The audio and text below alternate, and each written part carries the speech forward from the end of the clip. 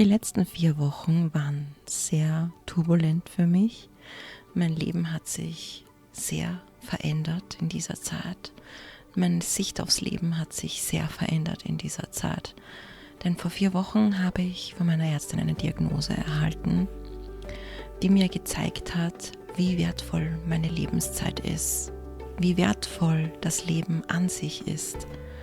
Und ich habe sofort eine radikale Veränderung in mein Leben implementiert und habe mir gedacht, okay, ich werde jetzt alles tun, damit ich langfristig gesund leben kann, damit ich alt werden kann und gesund alt werden kann. Und ich möchte alles dafür tun, dass ich mich gut fühle, dass ich meinen Körper dabei bestmöglich unterstützen kann. Denn für das, was ich diagnostiziert bekommen habe, gibt es nämlich noch keine medikamentöse Behandlung, gibt es noch keine Heilung. Das heißt, bis dahin muss ich einfach schauen, dass ich mich so gut wie möglich versorge, Stress reduzieren, leicht wie eine Feder durchs Leben zu tanzen. Und ich musste so schmunzeln, als ich auf Artlist eine Hintergrundmusik gesucht habe und mir der Titel Featherlight angezeigt wurde, Federleicht. Und ich dachte mir, das passt perfekt zu diesem Thema, welches ich dem Video widmen möchte. In diesem Video habe ich euch mitgenommen, wie ich auf meinen Sohn gewartet habe, der gerade in der Ergotherapie war. Und ich habe meine Zeichensachen mitgehabt. Ich hatte 1 Stunde Zeit und ich habe mir gedacht, ich gehe einfach in der Umgebung spazieren. Ich habe mir da so einen zusammenklappbaren Hocker gekauft und den im Rucksack verstaut und habe mich dann einfach zu einem Baum gesetzt, der mir Schatten gespendet hat, denn an diesem Tag war es ziemlich heiß. Und habe mir gedacht, schau, das ist ein schönes, feines Plätzchen, da setze ich mich hin und zeichne einfach. Ich habe gemerkt, dass mir ich glaube 2 Wochen habe ich dann nicht mehr zeichnet gehabt. Und ich habe da schon gemerkt, dass ich da schon wieder ein paar Rückschritte gemacht habe. Also ich konnte dort nicht fortsetzen, wo ich aufgehört habe. Ich habe mich wieder so ein bisschen mehr wie ein Anfänger gefühlt, aber darum geht es auch gar nicht, sondern es ging darum, dass ich mir Zeit genommen habe, im Hier und Jetzt zu entschleunigen, mir etwas Ruhe zu gönnen, die Gedanken abschalten zu können.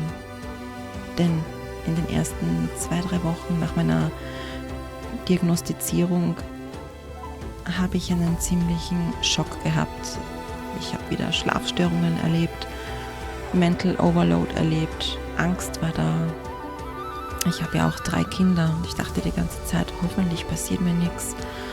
Hoffentlich erleide ich nicht das gleiche Schicksal wie mein Großvater, der 3 Schlaganfälle erlitten hat und beim 3. dann verstorben ist, noch vor Antritt seiner Pension. Und meine Mutter hat auch zeitlich das Leben verlassen, leider auch aufgrund von gesundheitlichen Schwierigkeiten, kann man sagen. Und generell zieht sich das wie ein roter Faden durch meine große Familie, dass eigentlich keiner so richtig alt geworden ist und alle oder sehr viele gesundheitliche Schwierigkeiten hatten. Und ich habe ein bisschen Zeit gebraucht, um das zu verdauen und habe dann gemerkt, während dem Zeichnen, da habe ich ungefähr eine halbe Stunde Zeit gehabt, wie mir das geholfen hat, zu entschleunigen. Egal, ob ich jetzt gut gezeichnet habe oder nicht, ja, das lassen wir komplett außer Acht, sondern wie habe ich mich dabei gefühlt. Und ich fand es auch super, wie vorbereitet ich war und dass ich ein Plätzchen gefunden habe und dass ich wenigstens 30 Minuten die Zeit hatte, um eins mit der Natur zu sein, eins im Hier und Jetzt zu sein, mit mir verbunden zu bleiben, ohne Mental Overload, komplettes Alltagschaos ausblenden einmal. Und ich glaube, darum geht's, dass man sich etwas verschafft, einen Raum, einen Ruhepol, der es uns ermöglicht, mit uns in Verbindung zu treten und alles komplett ausblenden zu können. Vergangene Themen, Zukunftsängste, Schwierigkeiten, Stresssituationen, dass man das schafft, einmal am Tag komplett ausblenden zu können. Und in den letzten paar Wochen bin ich sehr viel nach innen gegangen. Ich bin noch einmal mehr, demütiger geworden und demütiger aufs Leben zu blicken. Wie möchte ich denn, dass sich mein Leben gestaltet? Und nicht das dem Zufall zu überlassen oder dem Schicksal zu überlassen, sondern selbst mich als Gestalterin meines Lebens und meiner Zukunft wahrzunehmen und anzuerkennen und zu sagen, okay, wie möchte ich, dass sich mein Leben anfühlt? Wer möchte ich sein? Wo möchte ich sein? Wie möchte ich sein? Ja? Wie soll ich aussehen?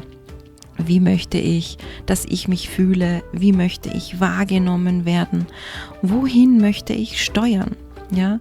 Und wenn man sich die Frage stellt, wohin möchte ich steuern, muss man sich auch gleichzeitig als Captain befördern, sage ich einmal, dass man sagt, okay, gut, ich weiß, wohin ungefähr die Reise gehen soll, so Daumen mal Pi, aber ich muss auch selbst mich als Gestalterin meines Lebens anerkennen und mich auch so durchs Leben navigieren und nicht hoffen, nicht wünschen, nicht nur träumen. Ja, das gehört schon auch dazu, aber auch dann in die aktive Umsetzung zu kommen.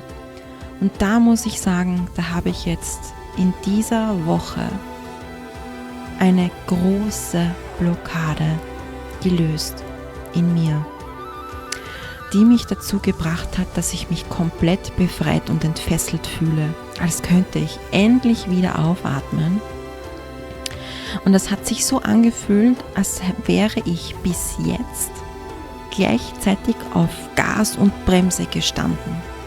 Und jetzt, wo ich die Blockade gelöst habe, ein Muster durchbrochen habe, eine Identität losgelassen habe, fühlt es sich an, als würde ich am Gas stehen und nicht mehr davon runtergehen und auch nicht mehr auf der Bremse stehen.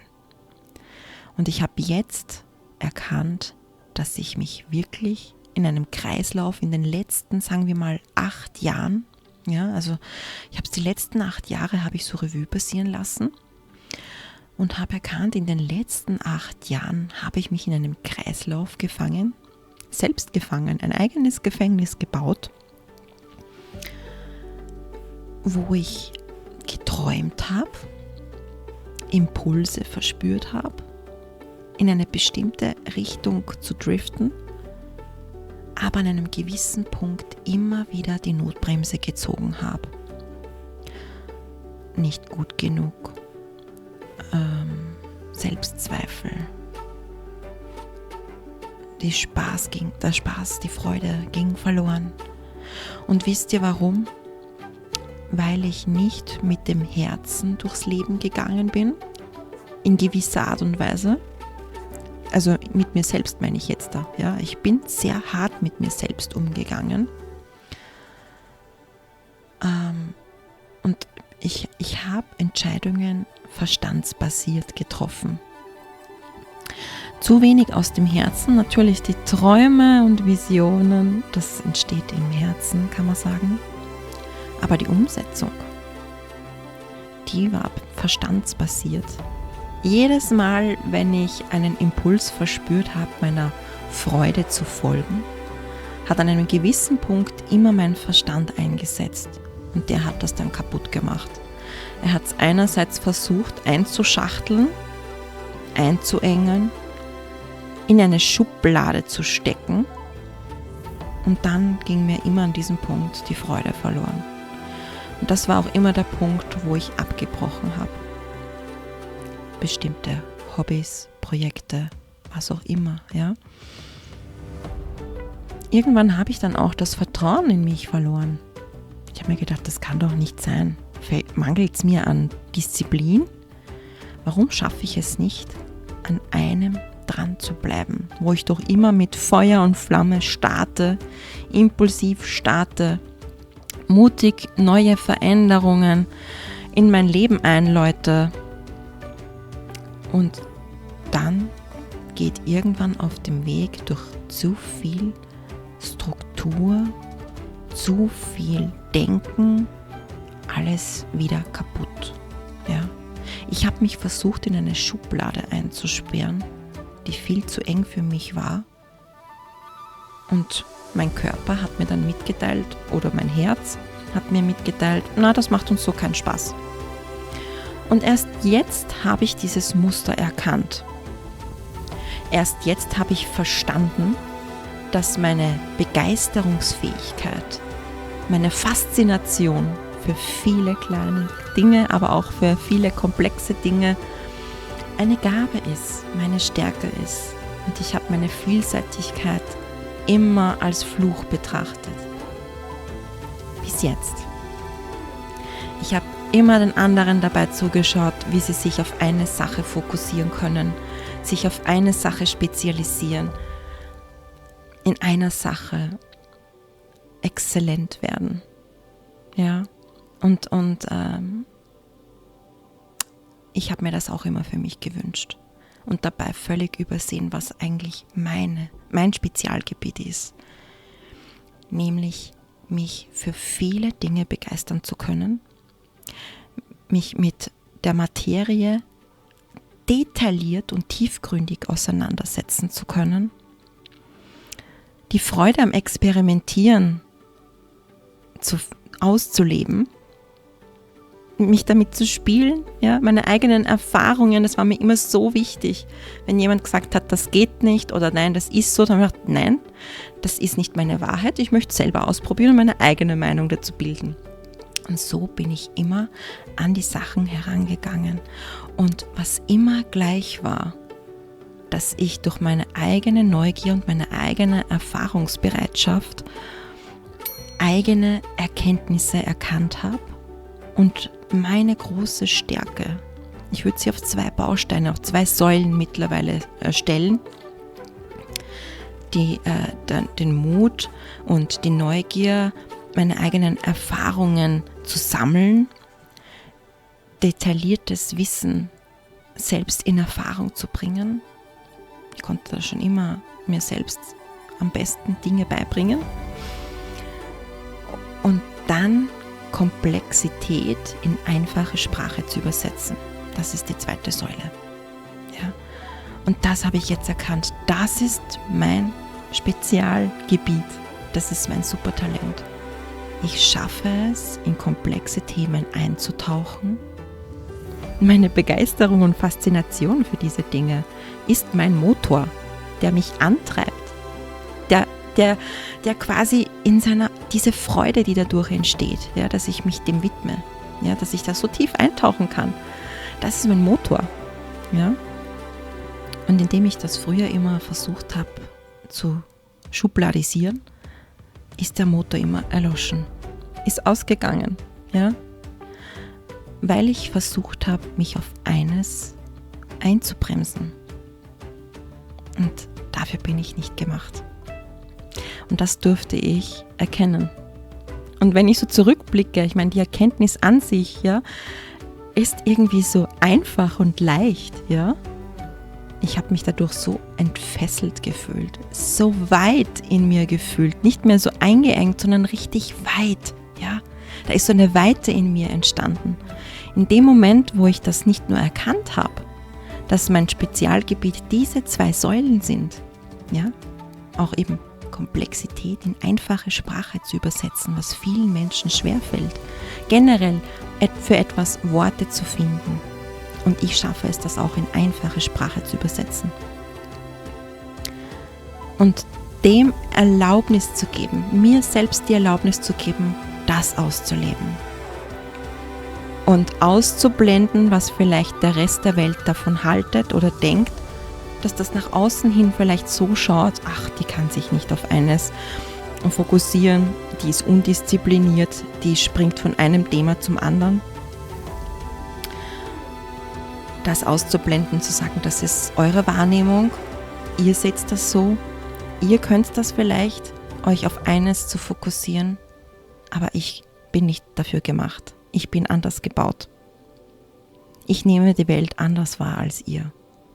Und ich finde dafür auch Worte. Ja. Und in der Psychologie nennt man das einerseits das M-Gehirn. Und das beschreibt nämlich auch, ich habe deswegen endlich dafür Worte gefunden, eine Erklärung gefunden, dass mein Gehirn anders funktioniert. Ja? Das M-Gehirn. Wenn man sich den Buchstaben M anschaut, dann hat er 2 Höhepunkte. Und das sind die 2 Säulen, die sich durch das ganze Leben ziehen. Und ich habe meine 2 Säulen gerade benannt. Man nennt es aber auch Scanner-Persönlichkeit. Ja? Und diese Menschen, die wie eine Biene von Blume zu Blume hüpfen, um dort den Nektar einzusammeln. Ja? Diese Menschen erkennen ein Muster und können dieses Muster, egal auf welches Thema, anwenden. Und das ist ihr Life Purpose, kann man so sagen. Ja? Das ist ihr Spezialgebiet. Sie sehen Dinge, die andere übersehen, die andere gar nicht wahrnehmen können, weil ihr Gehirn so gestrickt ist, dass sie in allem die Tiefe erkennen, das System erkennen und es anwenden können auf andere Systeme, auf andere Themenbereiche. Ja? Ich habe immer schon gesagt, ich bin ein Fan von einfachen Lösungen. Dabei habe ich gar nicht erkannt, dass das mein Spezialgebiet ist, dass ich mir das erarbeitet habe, dass mein Gehirn das erlernt hat, dadurch, dass ich von Thema zu Thema gehüpft habe und es analysiert habe, habe ich erkannt, wie ich zu einfachen Lösungen komme, egal bei welcher Schwierigkeit. Und ich bin so froh, dass ich mir nun die Erlaubnis gegeben habe, der Pilot, der Kapitän meines eigenen Schiffes zu sein und zu sagen, ich brauche gar kein Spezialinteresse. Ich brauche nicht nur eine einzige kleine Nische, die mich einsperrt, wo die Schublade viel zu eng ist für mich. Ich gehe anders durchs Leben und ich folge jetzt meiner Begeisterung. Meine Begeisterung ist nämlich mein Motor, mein Antrieb. Und mir macht es Freude, und das habe ich in den letzten 8 Jahren immer wieder erkannt. Ich habe immer wieder, wenn mich was begeistert hat, ich wollte es auf Social Media teilen. Ich wollte darüber berichten. Da war ich schon immer Feuer und Flamme und dann haben meine Augen geglitzert. Und jetzt habe ich gesagt, okay, das war schon immer da. Das Interesse über meine Begeisterung auf Social Media zu berichten, das war schon immer da. Ja? Man könnte sagen, das ist irgendwie eine Art Kernkompetenz von mir. Ja? Ein Baustein von dem Ganzen. Und jetzt erlaube ich mir, diese Weite zu leben. Meiner Begeisterung Folge zu leisten. Sie als meinen Motor und als meinen Antrieb anzusehen. Mir die Erlaubnis zu geben, mich nicht mehr klein zu halten, mich dafür zu schämen, was eigentlich meine größte Stärke ist. Und da ist eben diese Weite in mir entstanden. Und deswegen wird sich in Zukunft auch mein Content verändern. Ich werde meiner Begeisterung folgen. Und manchmal mag es vielleicht für euch so aussehen, als würde ich von Blume zu Blume hüpfen. Aber ich werde immer tolle Geschichten zu erzählen haben. Ich werde immer Erkenntnisse zu teilen haben. Ich werde es immer schaffen, Komplexität in einfache Sprache zu übersetzen. Denn ich glaube wirklich, dass das mein Life Purpose ist. Dinge greifbar zu machen durch einfache Sprache. Ja? Vielleicht komplexe Themen aufzuzeigen, die bisher unbekannt waren für gewisse Menschen. Und meiner Kreativität dadurch auch Ausdruck zu verleihen. Ich dachte, ich bin eine Künstlerin, ich muss mich aufs Malen fokussieren, weil ich das früher gern gemacht habe. Aber mein Talent ist nicht eine einzige Sache, sondern mein Talent ist es ja, dass ich mich mit einer Sache tiefgründig auseinandersetzen kann. Deswegen war es mir jetzt auch möglich, zum Beispiel im Bereich Urban Sketching und Aquarell schnelle Fortschritte zu machen. Aber das habe ich auch in anderen Nischenthemen geschafft, wie Human Design, Tarot, Astrologie, ganz viele verschiedene Sachen. Ja, also das ist so spannend, so lustig. Auch früher noch, bevor ich Mutter wurde, habe ich noch einen Sport gemacht, habe ich exzessiv Sport getrieben, bin da auch schnell gut geworden. Also wenn ich zurückblicke auf mein Leben, egal was ich gemacht habe, ich bin immer schnell gut geworden. Und ich glaube, das macht das M-Gehirn aus. Das macht eine Scanner-Persönlichkeit aus. Eben dieses, ich erkenne, worum geht's gerade und kann das umsetzen. Und das möchte ich ausleben. Und ich freue mich deswegen, dass ich in Zukunft einfach ein breites Spektrum an Wahrnehmung und Erleben teilen werde und darf.